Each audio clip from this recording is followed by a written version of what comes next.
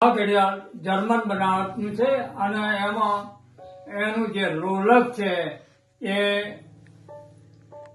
એક તરફી નહીં પણ ગોળ ગોળ ફરે છે. એની ખાસિયત એ છે એ ટાઈપમાં બધા જ ઘડિયાળ એ ટાઈપ છે.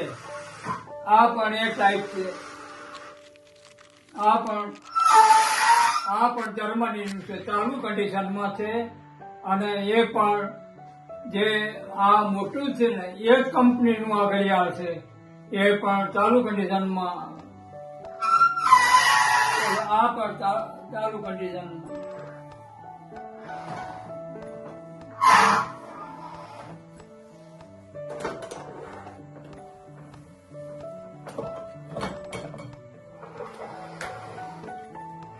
આ ઘડિયાળ પણ જર્મનીનું છે અને આની ખાસિયત ચાવી 15 દિવસ ચાલે. એક વાર ચાવી આપ્યા છે 15 દિવસ ચાલે. એ આ પણ ચાલુ કન્ડિશનમાં છે. એના લોલક બોલક અગાઉ જે છે ને જર્મનીના એ ટાઈપ જ લોલક.